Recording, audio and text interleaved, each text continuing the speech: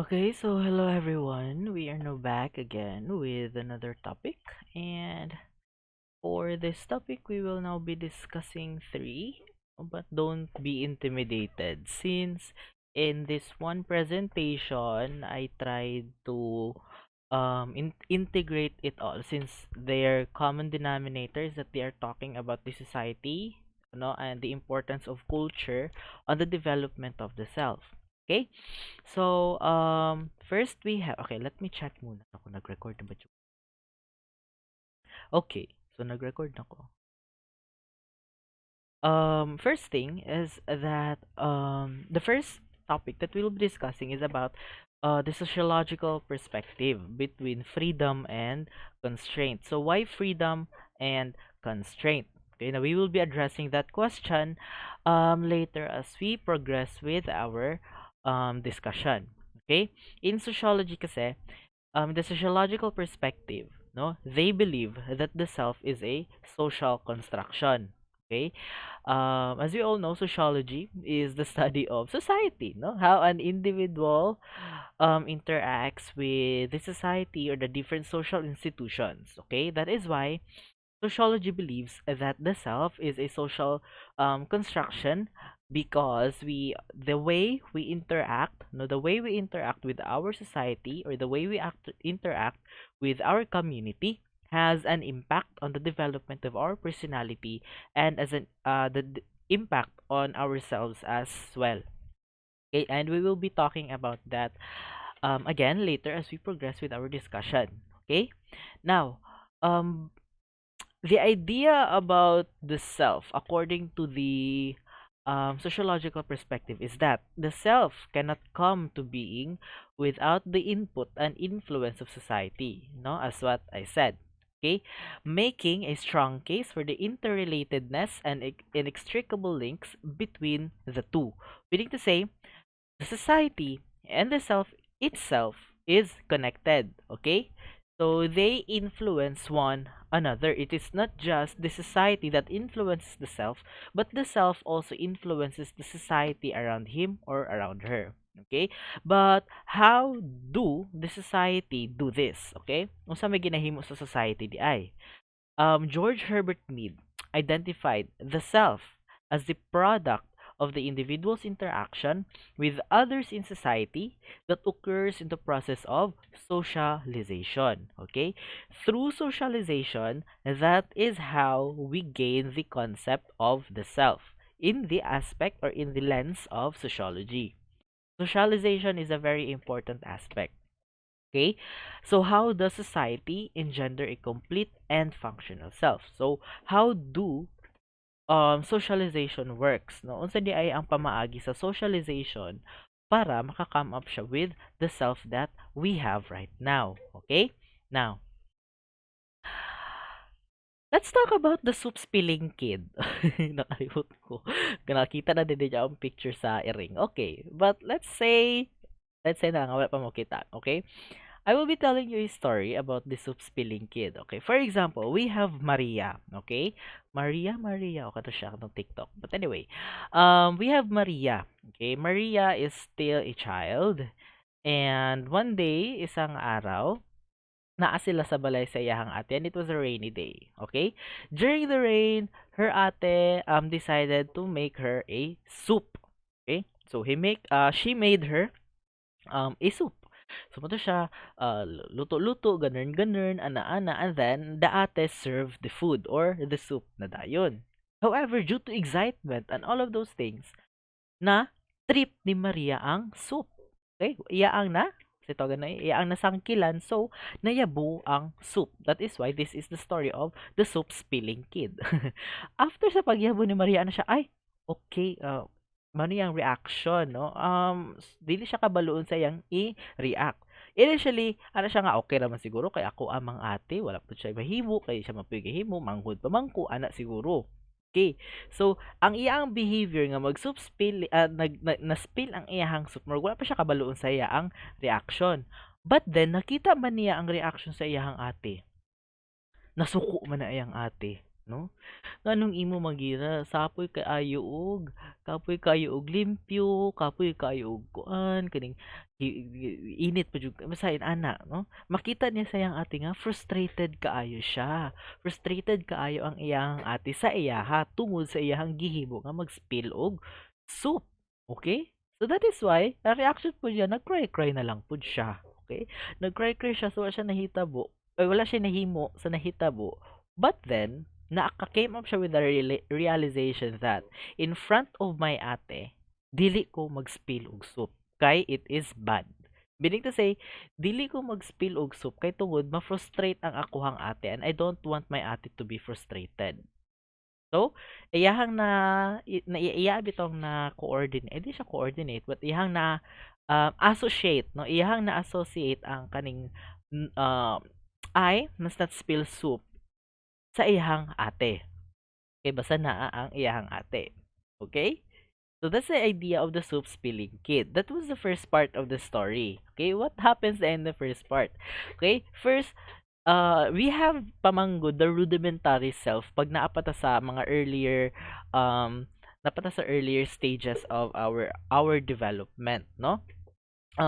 The key figures in our social world during the time na napata sa mga earlier stages of our development are the members of our immediate family. That means to say, our significant others, no? Or the significant others. Okay?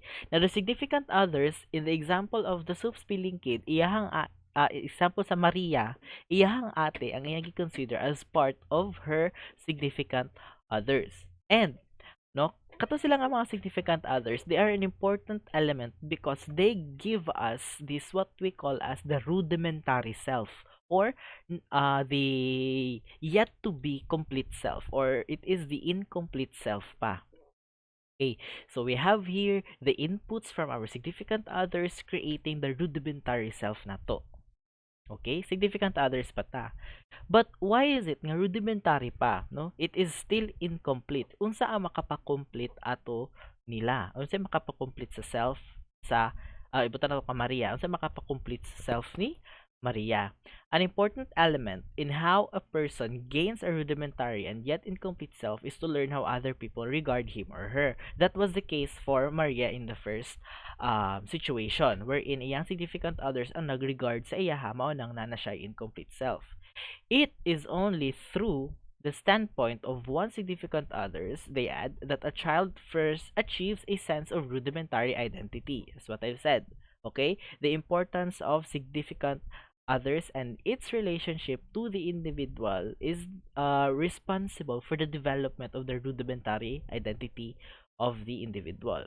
It is therefore through the basic social unit of society or the family that a young person is enabled and equipped to achieve its full potential at the onset. So it starts with those people who are close sa imuha. Okay? Now, I'm very much particular with using the word parents. It's because our significant others are not always our parents. Diba? Some of us were raised by our grandparents, atong tita, atong tito, atong uncle, no, even ato arang mga nakipuyo rata sa kanang or even ato ang mga kuya atong ate sila ang nagpadako sa ato or unsa ba dira kay wala kay kalinga sa imong parents or naay mga walay kalinga sa ilahang parents, they are still considered to be as significant others so long as they are the first people who you came to interact with. Okay, so nagets? Okay, so rudimentary self was created through the significant others, no? Through the standpoint of the significant others of the individual. Or buta na to sa example kang Maria. Okay? Significant others pa ta. Okay? Moving on with the story. Okay? So kato siya nga first nga gabi nagkuan sila, um na okay na sila, wala na nasuko yang ate and all. Pagkaugma na pod, no? Iyaan ng family iyahang kauban. So, the whole family is iyaan ng nakauban. Okay? Now, this time, dito sila sa isa ka restaurant, no? Restaurant sila nga high-end. Okay, so dito sila sa high-end na restaurant at then dito nalingkod sila ato dito sa long table kay family. Kuan man siya family eating, family reunion, ana siya. And then, ato nga time, wala yang ate. Wala yang ate kay siguro nag-date-date, ana. So, wala yang ate ato nga time. No, then the food is now kuan kanang giserve na, okay? Giserve na ang mga food and then iyahang gikaon kay soup gihapon. So abot lang usay naa sa bata anong soup gyud iyahang ganahan. Okay? So mo to ni kaon siya ay iyang gihigop ang soup but then accidentally na pud abot lang sa katanga ni Maria iyaan na pong na tangkilan ang iyahang food. So, nag-spill na pud ang soup. Okay? Initial reaction niya, hala, wala akong ati, wala akong ati. So, wala asa akong ati, marginana, wala akong ati. So, okay, wala rin ma-disappoint, wala rin ma-frustrate, ana. But then, pagtanaw na pud niya sa iyang palibot, iyahamang family ang murag na ay the same, somewhat the same reaction, no, sa iyahang kuan, somewhat the same reaction sa iyahang nahit na nahimo. Okay, meaning to say, it's okay. Ano siya, inani, sorry jud kaayo, I regret kay significant others man ni sila nako. So, inani gyud ilahang reaction. But then, dadto nga time, di ba naman sila sa restaurant, nakabantay si Maria na it is not only her significant others that reacted to what she did. Okay? So, naay nakakita lain. The waiter, nga wala siya kay lakinsan ni. Okay? Naay tao, lakinsan ning waiter. Pero, iyahang reaction kay, namo gihapon, frustrated gihapon, murag nainis, murag inana bitaw din. The people from other table as well, tungod sa katong nahitabo nga commotion sa ilaan table, kabantay po siya nga, hala, lahi po lagi, ilaan lagi ng reaction kay frustrated man ni sila lagi, pero kinsa man ni sila. Nanong pa na-frustrate man ni sila sa ako, kinsa man ni sila adi ay.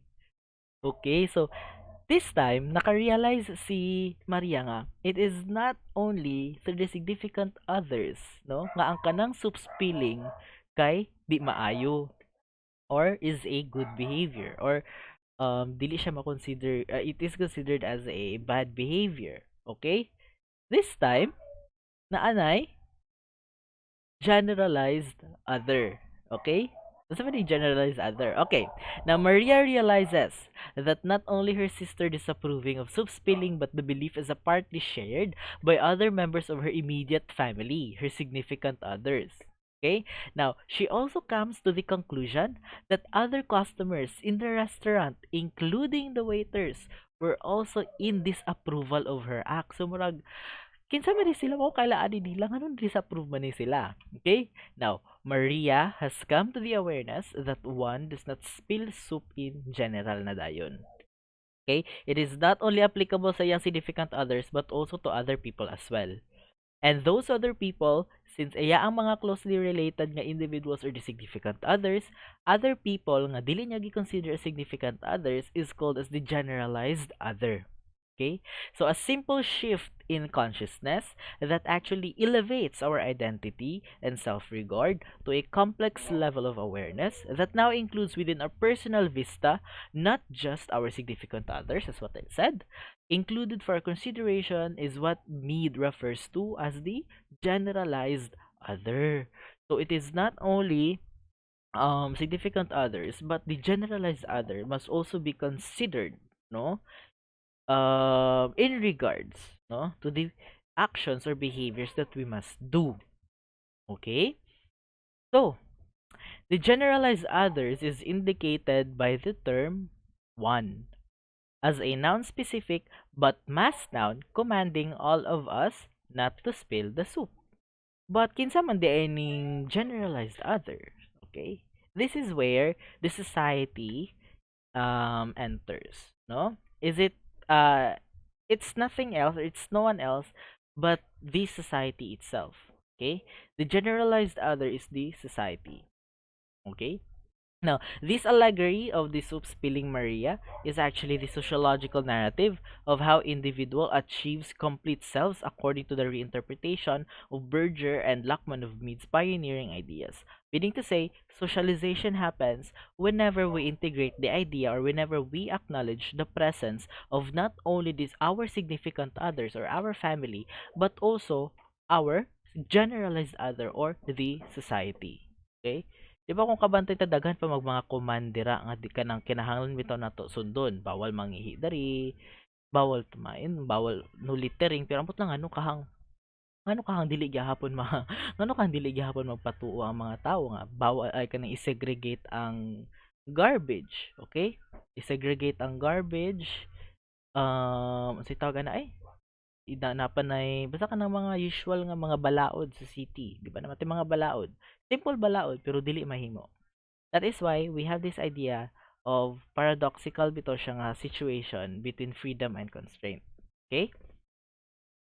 We begin to have an idea of who we are as we put ourselves in the shoes of our loved ones. However, we can become completely human once we have properly inculcated the views and expectations of society at large as voiced by the generalized others in our heads. Okay? We only become wholly human if we are able to see ourselves from the vantage point of the society's expectations. Okay? That's what I've said. And we only become bona fide members of the society with socially acceptable selves if we already know the rules and norms of the society, which goes beyond just the knowledge that one does not spill soup, as what I've said. Diba? There are still commands in our society. No nga kanang bitong bahala pag wala gipaskil kabalo na ka nga dapat nimo himuon kay basi mabash ka sa society itself. Okay? So like unsa man na siya nga mga ano sa mga unsa man na siya nga mga commands, okay? So kamo na lang mag-think. Ima ka nang naman gyud mo yung idea, okay? So you just think it through. This is not a forum question ha. Okay, there is no question to be answered in this topic. Okay, so since naman tayo activity duha pag ka activity ani nga topic, so dili na ako magpa-question, dili na ako mag-ask og question sa inyo ha. You just have to answer the activity that we have sa ato ang classroom. Okay? Okay. Now, it is also paradoxical situation here. Okay, dari. We are given skills and the consciousness, the desire to be truly free, but in the same breath, also restricted from attaining such full and unmitigated freedoms in favor societal norms and rules. Diba? Kung kabantay mo, we believe that we are individuals with free will. However, there are still things that we cannot do because of social constraints. Diba? Natay free will. Pero dili na to siya ma-exercise kay tungod sa gipangingon sa society. Diba? So that is why kuan kaning it is really a paradoxical situation, 'di ba? When can we practice free will, 'di ba? Or when can we practice freedom? The only thing that I can say here is that even though I believe man gyapon na we are persons with agency, 'di ba? We have the free will and all of those things. However, there is no such thing as absolute freedom. Okay? There's no such thing as absolute freedom. Even though we will say, no, we will say na, okay, I can do things because I have free will and all. Wala ko'y labot anang mga society, wala ko'y labot anang tingog di society dira. However, we all know, no, we all know that there is no such thing as absolute freedom because there are instances gihapon na we have really to abide what the society tells us to do. Okay? Because this is also for the good of us, mampod. Okay? Mostly. Not all, pero mostly. Issue si sir.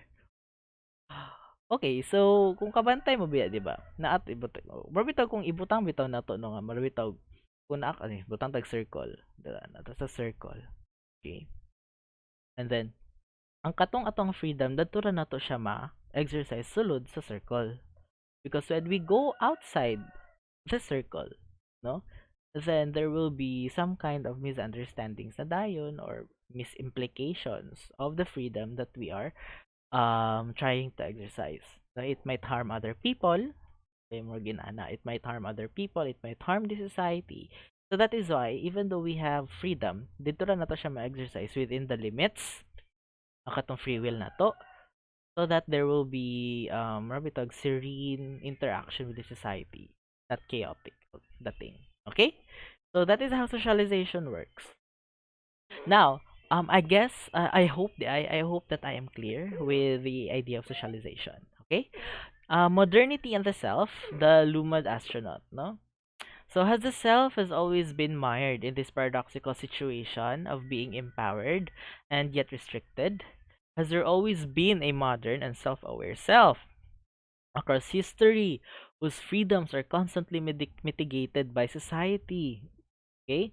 Now, sociologists share in their analysis is the belief that transformations in the economy of society have given birth to modern individuals, autonomous and independent practices. No? We have here the concept of collective consciousness, wherein it is the totality of beliefs and sentiments common to average citizens of the same society. Because as we all know, even though the idea kasi here is that okay, before I will expand that, no, let's talk about collective consciousness muna kay maingon maghihapon siya. The Gemeinschaft and Gesellschaft societies refers to the intrinsic differences between the rural and the urban nga society. As we all know, the way or the culture or the way of life in people, no, who are living in the rural areas, okay, compared to the people who are living in the cities or the urban areas are very much different kung kabantay ta dira. 'Di ba? Kung kabantay kita, um, dako jud kayo og kanang kalahian. Ba? When we are in the rural area, sometimes we are much more kada bitaw closer with the people around us. Diba? We are much more closer. We are much more collective in the sense magchika-chika, share-share og kamunggay, share-share og tanglad, share-share og sudan. Sa katong mga nakatry og live sa mga bukid-bukid. Ako nakatry ko ana first hand. So kabalo jud ko sa feeling sa kanang mga nasa rural areas. O nang murag ng lagom kay koron kay tungod pagka atong bata pa ko dadto jud ko sa bukid sa akong lolo nagdako. Okay? While if we compare sa urban societies, grabe ang competition that is a city. Okay? It is even mabitog survival of the fittest, more ginaana ang dating sa kanaa nga mga societies. Okay? Now, we are born into specific social epochs whose characteristics either enable us towards certain desired ends or severely restrict us from going beyond established limitations. But is it really our fault na we are born in that kind or in that specific social epochs? No, 'di ba? Syempre, we do not wish no nga kita nabuhi ta sa kanang murag lisod jud kaayo nga lisod jud kay nga situation. It is not our choice, 'di ba? So we are indeed free, but only within the confines of a predetermined borders. Okay? We have here the idea of structure again, overarching sociological structure where individuals navigate their limited freedom. So kabantay ka atong kadum if you could recall earlier, I have this um notion of the circle. So dito ra to siya, murag mao na ang structure. Okay, dito lang ta sulod sa circle ato ang ma-exercise ang ato ang freedom. Wait lang. Okay. So we also have this collective effervescence. This is the kind of social spirit born out of people's interactions in the society. No? The social nature of life exerts considerable influence on individuals by empowering them on the one hand, but also impinging on their choices and limiting their potentials on the other. Now, death through one's own hand may be the most private and willful act a person can do, and the most private act of suicide, according to Durkheim, is more than the willful choice of individuals, rather than it is an indication of the society's health. Okay, so this is quite sensitive to talk since we are now talking about something no that is a social concern all already. The idea of suicide kasi is that when we talk about suicide, some people will consider that it is the problem of an individual. Okay? In our field, in psychology, it is quite known, di ba, that when dealing with suicide and suicidal ideations and all of those things, we have to tackle the person itself. Okay? That is true. Okay, since we have to help the individual to mend no their own kind of cognitions because they have already altered and some kind of problematic way of thinking.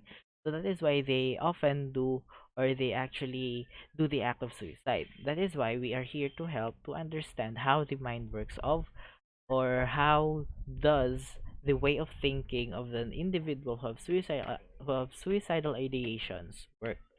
But in sociology kasi, and this is also very much this is also very much applicable, no? In sociology, okay, suicide is not only the doing of the individual. It is also how the society affects the individual to act the suicide. Okay, so as you know, it is not the fault again of the individual alone. No, it is not the fault of the there's no one's fault. In my case, I don't like to put blame on anyone. It is kalabitang it is no one's fault. Inanang ako ang dating sa someone who have suicidal ideations. I would like to point out that we are here just to help.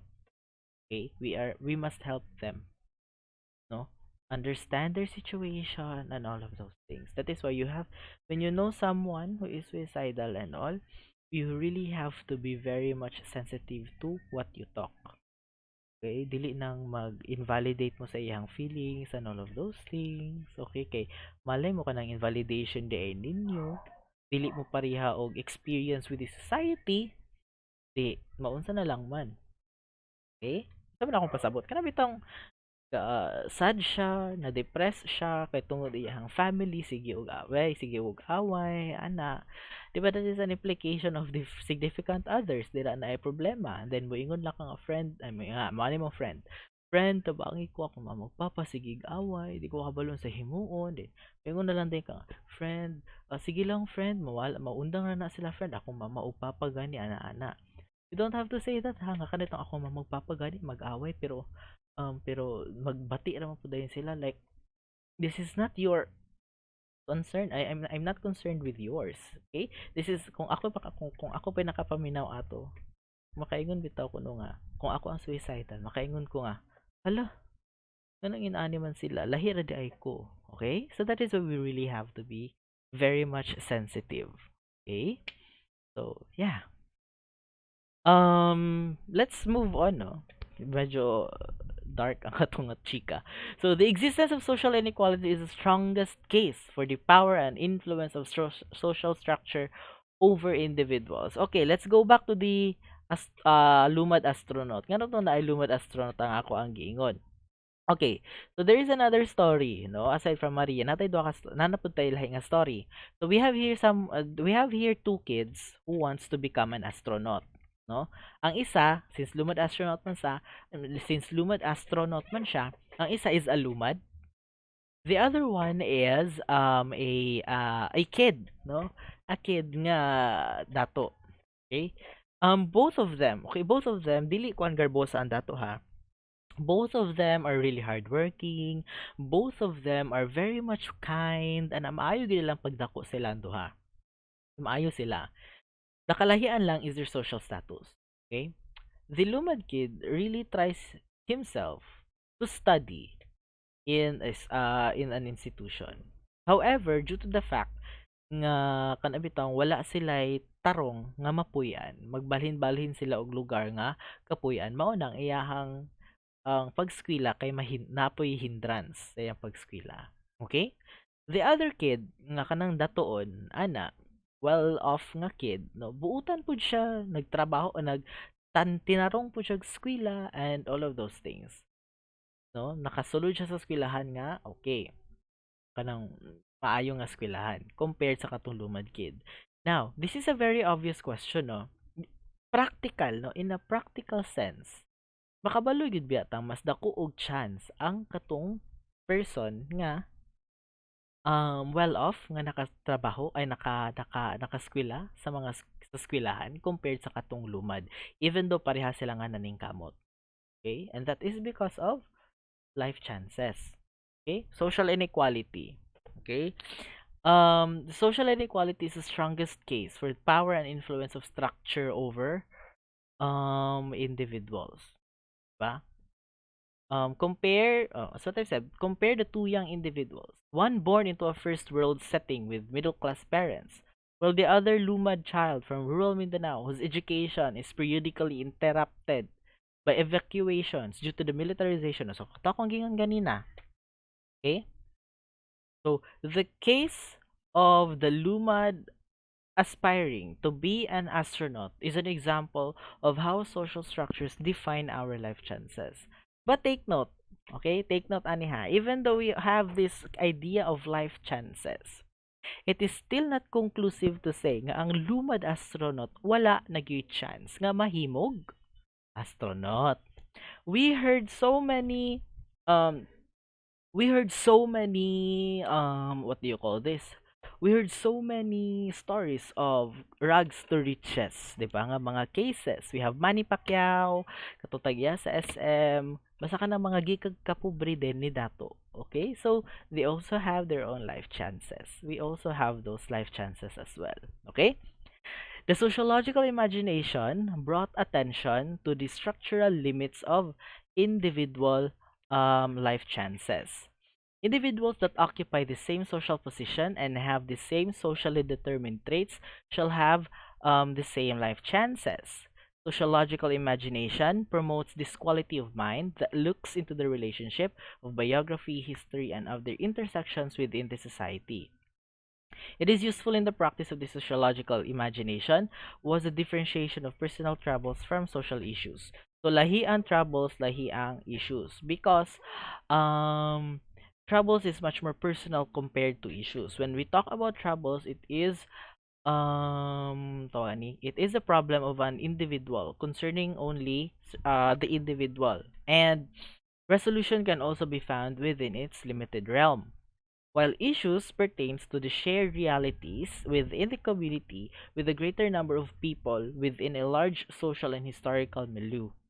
Okay, so troubles is much more personal while issues is much more collective. Okay? So that's the idea of socialization and how the society affects the interpretation of the self. Okay? So I hope that is clear because we will now be moving on to the self as a metaphor. So daghan og metaphor ang self nato, okay? So first we have, according to Goffman, is that the self is like an onion. Meaning to say, layers lang tatanan, wala gyud tay core. Okay? So we only have layers, wala gyud ta atong kaugalingon nga self. Okay, so kung unsa ang nasa tong okay, first layer kani kay kani akong kaistorya. Another layer na pod kay kani akong kastorya. Okay? So it's like an onion, nga puro lang ta layer, wala lang tay core. Okay? Another one is that the self as a coat hanger, 'di ba? Anong coat hanger man? Kung kabantay ka ang kanang coat hanger, kung ano lang na siya, hanger lang na siya.